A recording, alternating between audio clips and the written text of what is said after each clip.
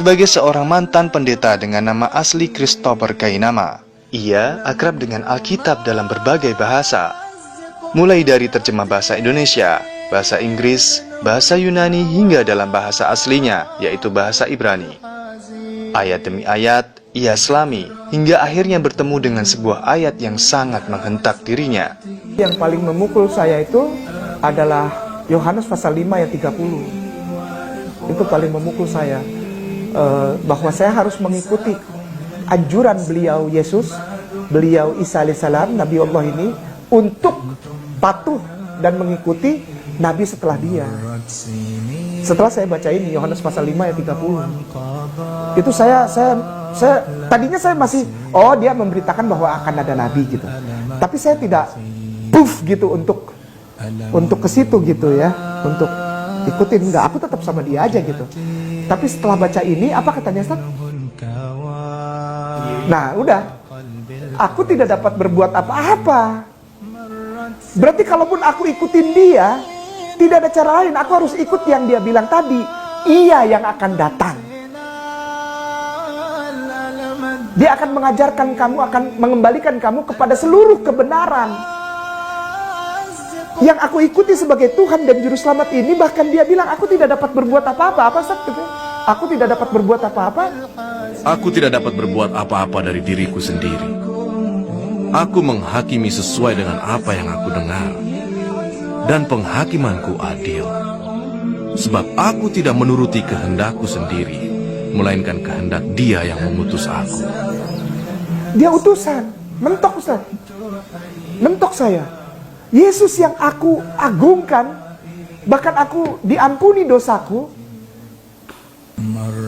ternyata dia tidak bisa berbuat apa-apa. Bukan saya yang bilang, beliau, dan aku masih cinta sama beliau.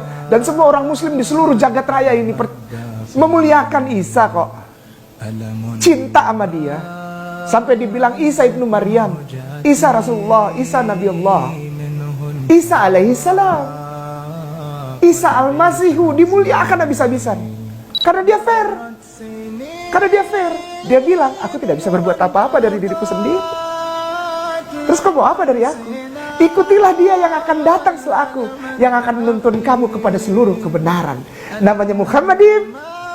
Dia dapat kitab dan dia tidak dapat membaca. Dan kuncinya, dia akan membawa kamu kepada Qul huwallahu ahad.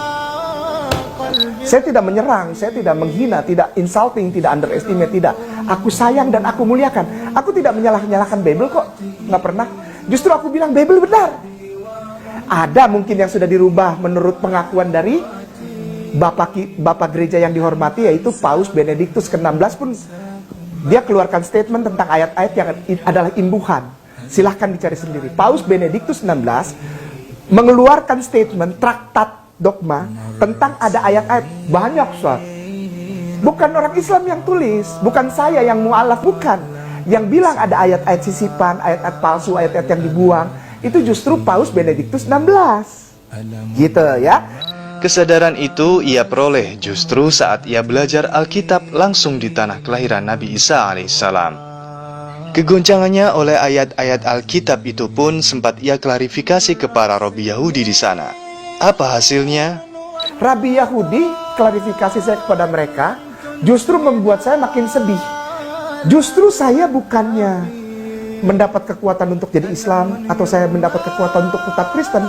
Justru saya makin kacau. Karena apa? Orang Yahudi nggak ada yang respect sama Jesus.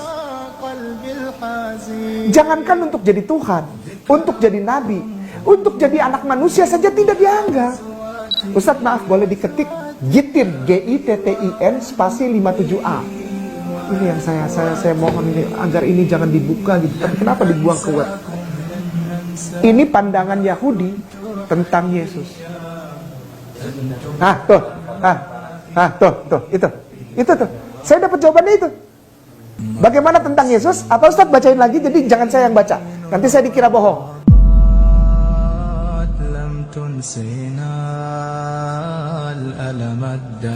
Orang Islam bilang begitu? Tidak. Orang Islam memuliakan Isa alaihissalam. Terus kenapa orang Kristen dan Katolik benci sama orang Islam? Janganlah. Ya, toleran gak orang Islam? Toleran, karena kita memuliakan. 25 kali nama Isa alaihissalam dalam Al-Quranul Karim.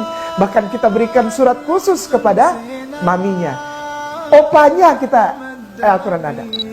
Ini yang membuat saya pikir, bagaimana kalau aku tanya tentang Islam? Apakah percaya, Rabai? Do you believe, Rabai, that Al-Quran, the holy scripture of Muslimin, is the real holy scripture, is the word of God? Be careful for your mouth. Hati-hati ngomong. Begitulah reaksi beberapa Robi Yahudi yang ditemuinya saat ia bertanya tentang Al-Quran. Mereka mengakui bahwa Al-Quran itu firman Allah. Lalu, bagaimana pendapat mereka tentang kerasulan Muhammad SAW? Gak boleh ngomong sembarangan Al-Quran. Saya nyeletuk lagi, kalau gitu, apakah benar Muhammad itu adalah Nabi? Is the holy name of our cousin. Saya kalau cerita ini bawaannya pengen nangis. Mereka kelas kepala padahal mereka tahu. Saya nggak pernah benci Yahudi, saya nggak pernah benci. Kelakuan Zion itu yang perlu dibenci. Zionis, Zion itu beda kelompok sama Yahudi, beda. Ada bagian besar dari Yahudi yang ikut Zion. Tapi ada Yahudi yang mengerti asasnya. Dia bersikeras pegang, kami mengikuti Torah. Padahal kalau dia benar-benar ikut Torah, dia harusnya jadi Islam. Ada Yahudi yang begitu. Ketika saya konfirmasi ini, saya mendapatkan pemaparan yang justru menguatkan saya untuk mengikuti kata-kata Yesus yang tadi Ustaz bilang. Pertanyaannya, saya konfirmasi kata-kata Yesus, tapi saya tidak dapat. Yang saya dapat justru confirm kekuatan. Saya di-encourage untuk membenarkan kata-kata Yesus untuk menjadi pengikut Rasulullah. Karena ketika saya mengikuti dan mencintai Rasulullah, saya sudah memuji nabi-nabi yang lain 2 kali. Demikianlah mata rantai kenabian yang menghubungkan Isa alaihissalam dengan Muhammad sallallahu alaihi wasallam. Mata rantai itu juga menghubungkan mereka dengan para nabi dan rasul yang sama-sama diutus Allah untuk membawa satu ajaran, yaitu ajaran tauhid. Bila seorang Christopher Kainama yang non-muslim mendapatkan hidayah dengan mendalami sosok Nabi Isa alaihissalam, bagaimana dengan seorang muslim yang mendalami biografi Isa putra Maryam ini? Tentang kedatangan dan kepergiannya yang ajaib, tentang pembelokan fakta yang hingga kini dipercayai oleh banyak orang, juga tentang kedatangannya kembali di dunia untuk menaklukkan Dajjal.